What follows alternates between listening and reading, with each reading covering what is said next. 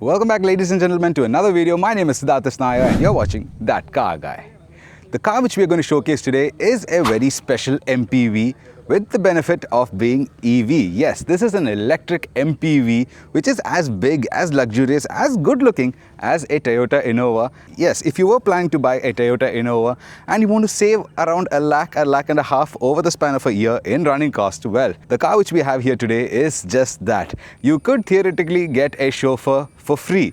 The car which I'm talking about is none other than the BYD EMAX 7. A huge thank you and shout out to BYD EVM South Coast for providing me this vehicle for today's video. I have linked their contact information below. If you are in the hunt for a new C-Line 7 or any BYD vehicle for that matter, do give these guys a call. They're one of the best dealerships in the country. This is an all-electric, full-size MPV. As you can see, there is no lack of length or width. This is a very large MPV, and the car which we have here today is the full option Superior, finished in a beautiful shade of crystal white. This is a very fantastic shade of white. This suits this car very nicely, and you also get the base model Premium, which comes with a 55.4 kilowatt hour battery, and this, the Superior, comes with a 71.2 kilowatt hour battery, and this one has a claimed range. Yes, the Superior has a claimed range of 530 kilometers, while in the Premium you get around 420-ish kilometer range. And the power, this one makes around 204 bhp, while the base model Premium you get around 165 bhp. And let's talk about the price. The BYD EMAX 7 starts at around 26.9 lakhs and goes all the way till 29.9 lakhs for the full option trim. And those are the prices, but let's just quickly take a peek at the styling. We have this beautiful LED headlight setup. We have a brushed aluminum front grille, although it's not a grille, it is closed off. You can see the BYD logo, a very lovely, elegantly designed front bumper. You can see there are air curtains over here. This is not very intimidating like most EVs nowadays. I'm talking about you, B60. Yes, this feels and looks like a normal car. It is not jarring, it's not polarizing. It is overall a very clean, elegant looking car. Yes. And going to the sides, we have 16-inch alloy wheels, diamond cut, running 225/55 R17 tires. And you also get disc brakes on all four corners, on the front and in the back too. To the sides, a very elegant design. Like I said, you have this strong body line which runs throughout the belt line of the car. You get a chrome trim piece over here, and it's a space over here, so there is no lack of space. You do get roof rails, I believe. Yes, they are functional roof rails. This is your charging port over here. And to the back, what a beautiful design. It is continuing the theme of elegance, and this is just very good looking. You can see the dynamic swipe indicators with the LED crystal setups on the taillight. It is a connected taillight. Overall, the back end is very stylish. You also get a spoiler with a high mounted stop light, a shark fin antenna. You get wipers and defoggers, and you get an electric boot release, which is all electric, and you are greeted to this. Now, the boot space on offer with all the rows up is not that great. It is, as you can see, yeah, that is it. Now, with all the seats up, you do get 180 liters of boot space, but if you fold down the third row completely like this, that opens up a lot more space, and now in this configuration you have 580 liters of boot space. That is pretty good. There is a small storage area over here. Sadly, you do not get a spare wheel. You will get a tire puncture repair kit, but that is like in the case of most EVs. You also get a power tailgate with a button over here to close the hatch. And let's quickly take a peek inside the hood. Now, this is what the inside of the hood looks like. You can see the BYD branded motor over there. It is running, I believe, almost It almost sounds like a small engine. I believe those are the fans for the cooling, which is activated right now.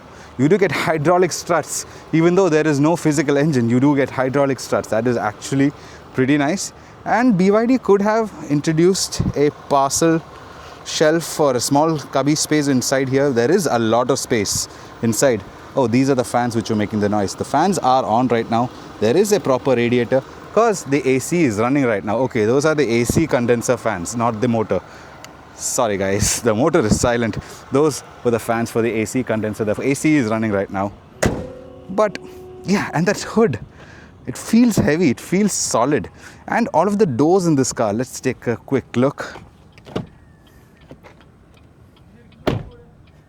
It feels good. Like everything on this car feels good. I accidentally opened the tailgate. So that is pretty impressive. And now driving the EMAX 7, what is it like? Well, this feels like any other normal MPV. And I'll go as far as to say that this feels easier to drive than most hatchbacks. That is the level of comfort this car has. Like, this does not feel like an EV. This is not intimidating at all. The power delivery is very linear. It's too linear for my liking. Like, I expect a bit of neck snap, a bit of instant torque in my EVs, but this car is very linear. Even if you press hard on the accelerator, the power builds up gradually. And the size, this is a very large car at almost 4.8 meters long and almost 1.9 meters wide. This is a very large car, but once you start driving this, the car shrinks around you and it feels very, very small. This car hides its dimensions very well. The steering is sharp, you can dart in and out of traffic. It is very usable inside the city. The overall drivability of this car is very brilliant. And what is the power like? Well, the power on this full option version is 204 bhp, and on the lower trim you get around 168 bhp. Let me just put it to sport mode, and you can feel that power. There is that instant torque, but it is very well masked. It is not aggressive like in the C-Line 7 or the Seal. You get going very fast, but gradually the power builds up. Like the first 10% of the torque is almost held back. That is the sensation I'm getting.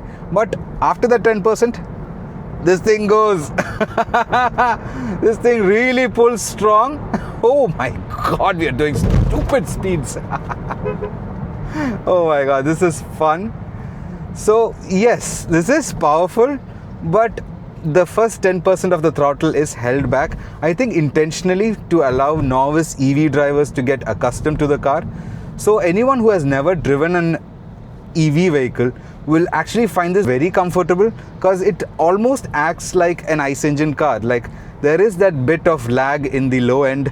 It takes time to develop the torque without giving you all the torque up front. This holds back and then it pushes forward. So this is a very gradual, very comfortable experience. And like I just demonstrated earlier, the power is not lacking. Once you get going, once you press the accelerator hard enough, the car rockets forward. It is powerful. 204 bhp is no joke. You do feel it. I did get butterflies in my tummy. So yes, there is that, fun aspect of the EMAX 7. But that is not what this car is primarily designed for. Switch it into normal mode or eco mode. Just enjoy the cruise. This car is a brilliant cruiser. Like, it can hold its speed very well. Like at 120 or 140, this car will be stable. It feels solid. It does not wave around much. There is minimal body roll. Like, the ride is genuinely surprising. The ride is very soft. Yes, it is soft, but without body roll. Yeah, I know. That is pretty surprising. If the ride is soft, there is body roll. That is the norm. But somehow BYD has managed to tune the suspension where this feels very soft and supple through the bad stuff like potholes, expansion joints. The car is very supple, very, very cushy in the way it rides. But once you build up speed, it is very compliant. It is straight like an arrow. So that is pretty good. And this car does not have dynamic adaptive suspension. These are just normal suspension. So that is pretty strange. The suspension tuning on this car is really good, and it is well suited for the application which this car is designed for. That is a long highway cruiser or a big MPV kind of an application. This is perfect. You're not going to do high speed cornering. No. this is what you're going to do. You're going to cruise on the highway, and inside the city you want the ride to be very soft and supple. So that is excellent. The ride and handling on this car is just brilliant. And the range on the full option version, you get around 530 kilometers of claimed range. Now I know that is claimed range, but on the real world you could easily inch out 480 odd kilometers easily, because BYD is very well known to deliver on the claimed ranges. So if they are claiming 530, you can theoretically get around 480, 490 easily. And if you get this in the base model, the claimed range is around 430 kilometers. You could get 400 kilometers on any driving scenario. So that is range covered. Even 400 kilometers is not bad. You could do long journeys. 400 kilometers is no joke. So this is overall a well-rounded package, and it does not cost much to upgrade to the full option version. There's only a 3 lakh rupee difference between the full option and the base model. So might as well get the full option. You get 100 kilometers more of range, which is reassuring. So that reduces range anxiety by a lot. Now let's do a quick brake test. We are doing around 60 kilometers per hour. There is no one behind us. Okay, the brakes are solid. It stops on a dime. There was no dramatic ABS kicking in and kicking out. It was very straightforward and very bitey on the brakes. And another thing you should be mindful of while driving this car is the ground clearance. Coming in at around 170 millimeters, it is not the most high off the ground car. This is an MPV, but you can't treat it like an Innova or a CRYSTA. No. You have to be a little bit careful. Treat it like a sedan and you'll be fine. It is not too low, but you will have to be careful on sharp inclines and big speed breakers. So that is just one of the drawbacks. The ground clearance is not that great, but overall this car feels good. And I have been using this car for the past 2 days. I went to Calicut and back, and I have been getting around 490 kilometers of range. I did not use the whole battery, but figuratively around 480 to 490 on this, the full option, which claims around 530 kilometers. So that was with sport mode driving and pretty aggressive driving. I was not at all very eco-ish driving. That was hard acceleration. I was pretty aggressive on the car. And this car has a whole slew of ADAS features, which is kind of useful. The only ADAS features I use is the adaptive cruise control, which I did yesterday, and it works pretty flawlessly. It adapts very well to the speed of the car in front of you. It brakes on its own, so that is good. But I did put the emergency auto brake off because that is a headache. So yeah, the car will just abruptly brake on its own, and the person coming behind you might rear end you. So I always switch that feature off. But the adaptive cruise control works like a dream. It is a very useful feature,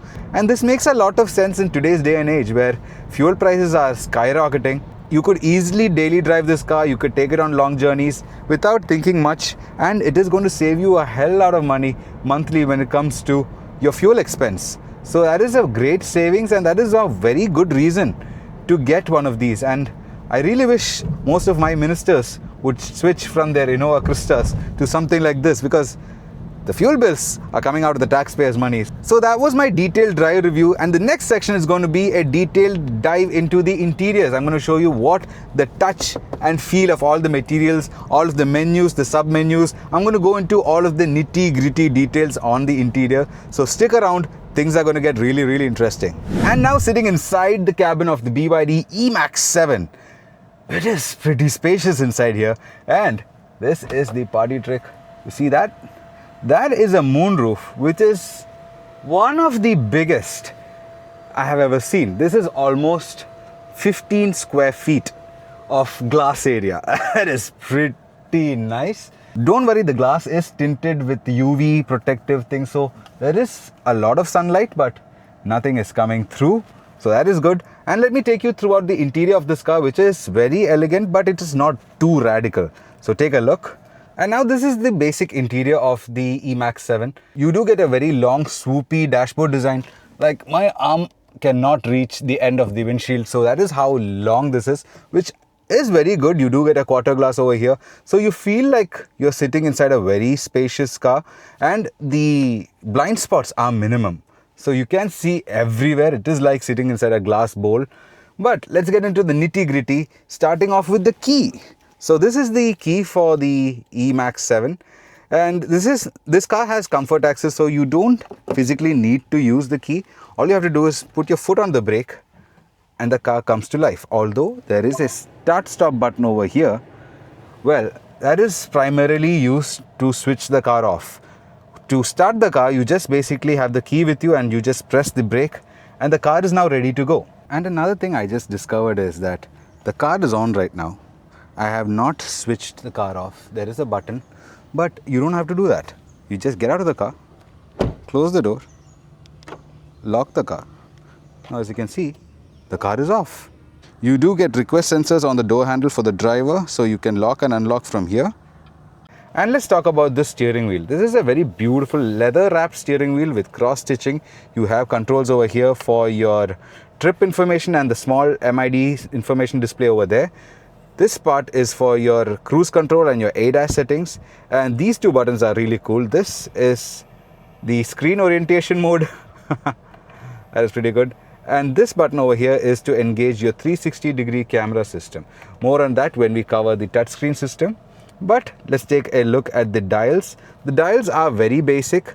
They are very clean, which I really like. I prefer this over a screen or gizmos, but this is very nice. And over here you have a RPM meter. Now you might be thinking, why do you need an RPM meter in an EV? Well, this basically shows you the amount of energy you're using at any given time. It says kilowatts over here, so this is the kilowatt range. It is confusing, but think of it this way: the harder you press on the accelerator, the more the needle winds up. So basically like an RPM meter. And over here we have a traditional speedometer with a small MID screen in the center, which will show you your modes, your range, your charging state. All of those good things are there. It is a very, very basic unit. But something which is not at all basic is this. We have a 12.8-inch display over here, which is very, very good quality. Like the contrast levels and the sharpness, it is almost like a Samsung TV. It is that good. And the touch interface is very lovely. It is very fast, very fluidic. It is almost like an Android display where you can adjust the brightness, instrument cluster, you get seat ventilation. All of those goodies are controlled from the screen.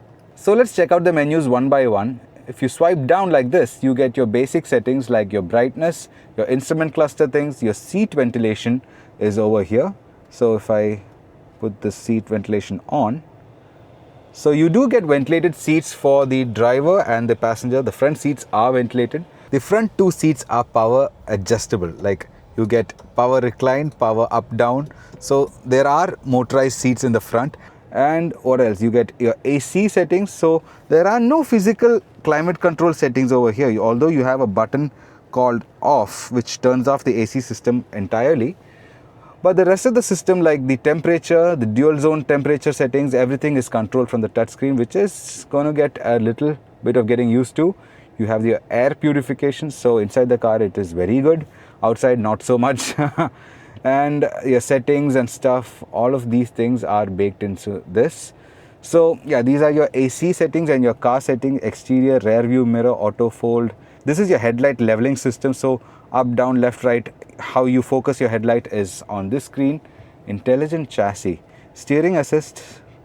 Okay, this has dynamic steering. So let's put it on sport for right now. Brake assist mode is also comfortable and sport. We're going to leave it at comfortable for now. You have your locks, notification. Let's see your ADAS setting, intelligent cruise control, driver assist, high beam assist, active safety. And this thing also gets Android Auto and Apple CarPlay. And let's check out the camera system too. Let's press the button on the steering wheel. And this brings up a bird's eye view over here and a front view over here. You have a whole slew of views over here, from the side mirrors, your rear view camera, your front bumper camera.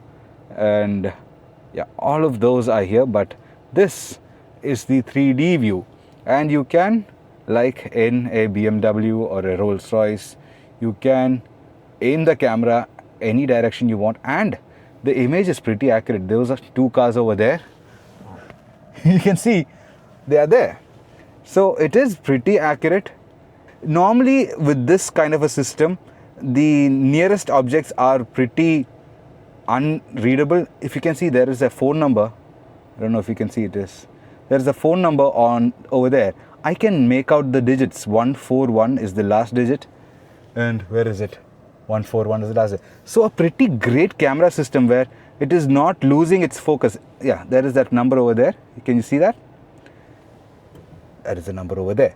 So a very beautiful camera system, 3D camera system. This is the best one I have seen on most manufacturers. Things which are really close to you gets very weirdly distorted. You also get adaptive guidelines for your backup camera, which is pretty nice. And you can also get a top-down view with a swing indicator over here. So if I turn the wheel this much, it is going to show you how much the car is going to swing out, which is a really nice thing. Like if I turn left, you see the line over here. It's going to show you how much the car is going to swing out. That is a very, very thoughtful and a very essential feature for novice drivers.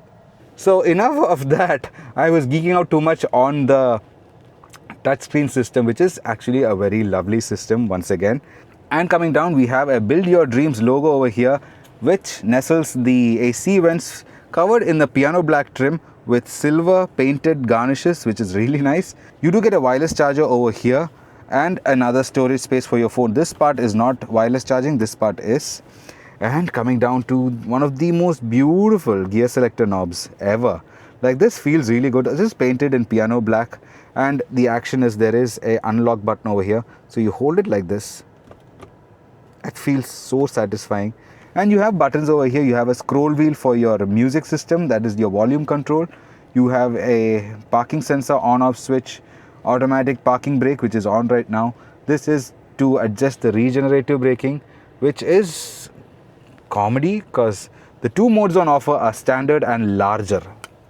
Larger for regen?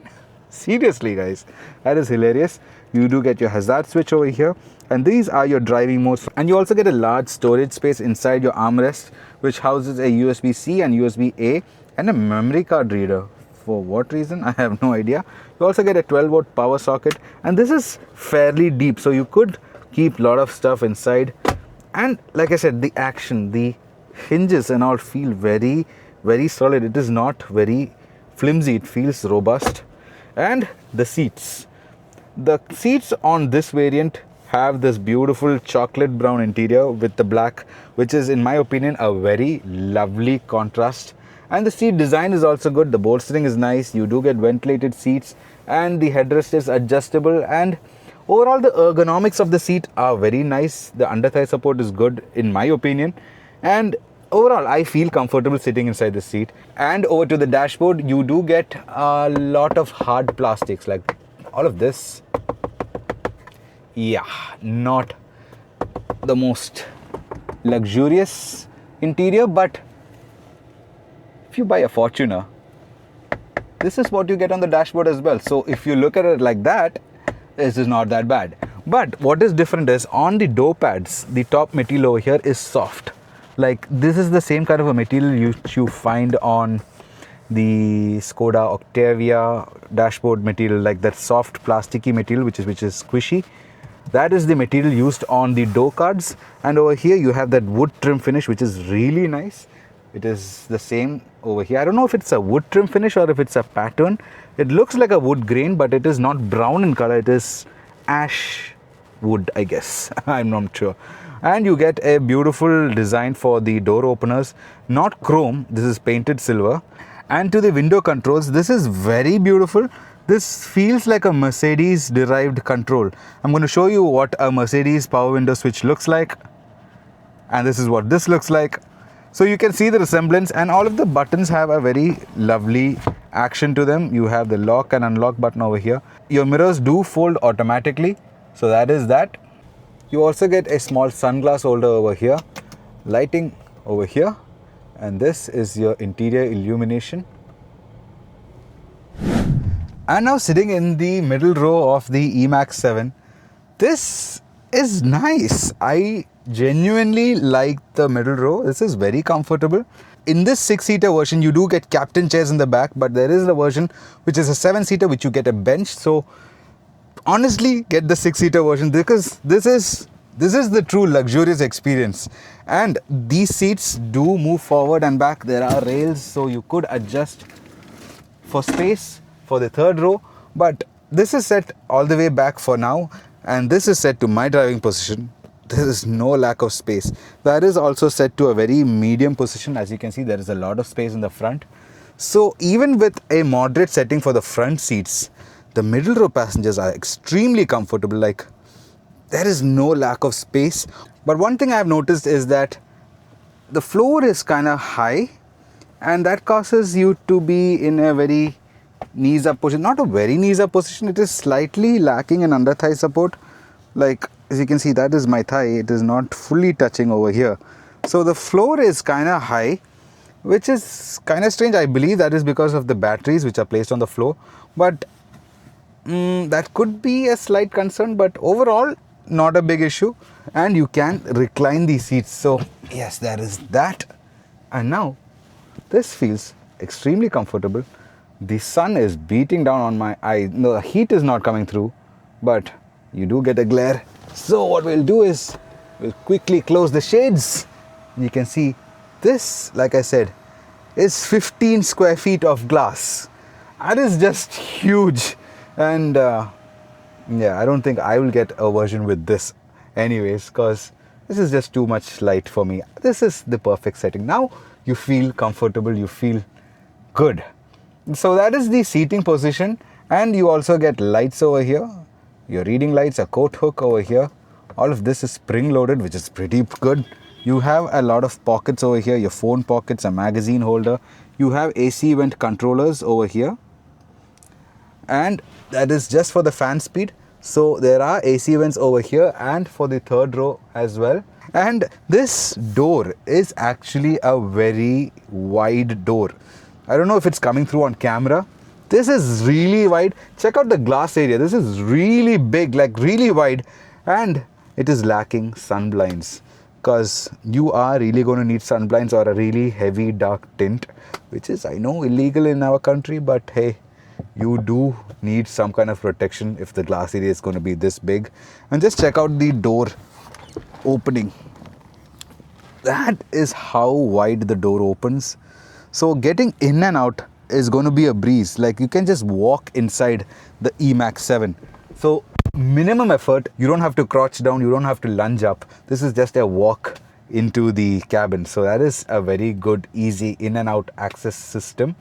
And let's check out the third row. But before that, I have to arrange the seats. So we'll catch you in a sec. Yeah. And now sitting in the third row of the EMAX 7. Well, let me tell you, this is pretty comfortable. Like, okay, this seat is set a bit forward, like in a medium position, not all the way to the front. This is in a medium setting. This is all the way to the back. And let's quickly see the space on offer over here. So yeah, this is the space with all rows up, and this is with a medium position. So even in the third row, the space is not that bad, and the glass area over here is pretty nice, so you don't feel claustrophobic. And overall, this is a very lovely experience back here. You do get dedicated AC vents. You also get speakers over here and a cup holder, so I'm not missing out on the enjoyment of the drive. And check out the space. It's like a long walk all the way to the front. So yeah, this car does not lack in space whatsoever. And that was it. That was my detailed review with the BYD EMAX 7. What did you think? Would you buy an EMAX 7 or would you buy something else altogether? Do let us know by writing down in the comment sections below. Like this video, share this video with your friends and family, and if you're new here, do consider subscribing to my channel. It means a lot to me. We'll catch you pretty soon with another video. Till then, have fun, drive safe, and God bless. Ciao.